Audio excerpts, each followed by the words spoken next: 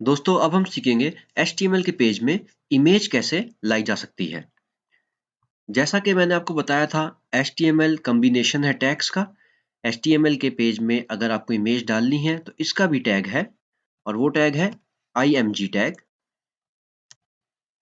ऐसे अब इस टैग को मुझे बताना पड़ेगा कि मेरी इमेज का नाम क्या है। वो मैं कैसे बताऊंगा? वो मैं सोर्स के थ्रू बताऊंगा।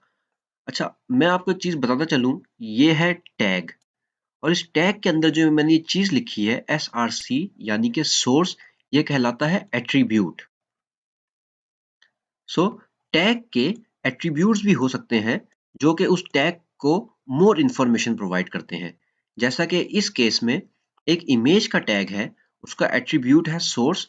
वो इमेज को टैग को बताएगा कि इमेज का नाम क्या है और वो कहाँ पड़ी हुई है।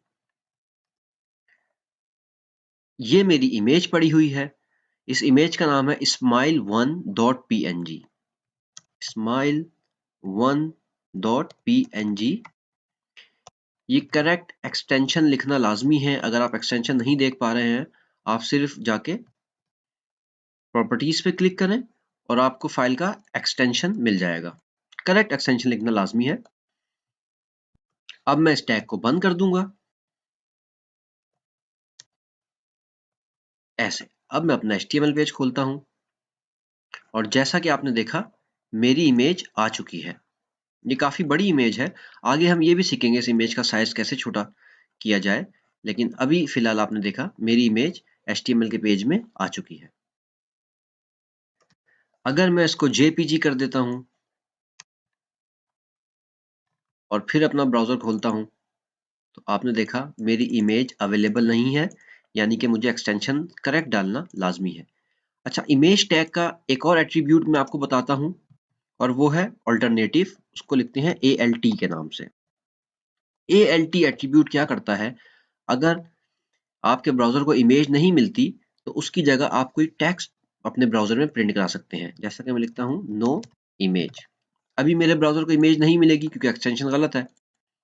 तो आपने जैसा कि देखा, अगर ब्राउजर को इमेज नहीं मिलेगी तो मैं एक टेक्स्ट प्रिंट करा सकता हूं कि इमेज नॉट अवेलेबल।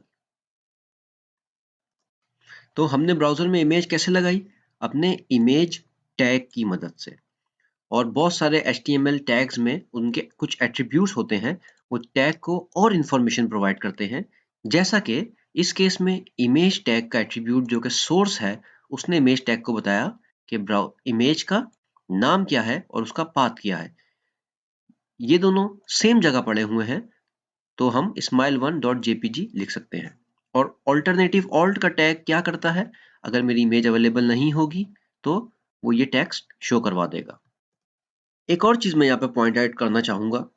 आप इस टैग को देखें, इसके बीच में मैंने कुछ लिखा है और टैग ओपन किया है, टैग को क्लोज किया है।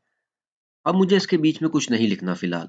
तो एक और तरीका है टैग क्लोज करने का, जो कि बहुत ही क्लीन तरीका है। इस तरीके से मैं HTML के टैग को इस तरीके से भी क्लोज कर सकता हूं।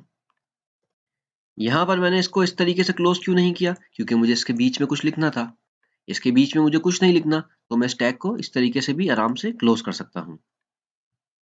अब एक और इमेज देखते हैं, smile2। जिसका एक्सटेंशन है .gif।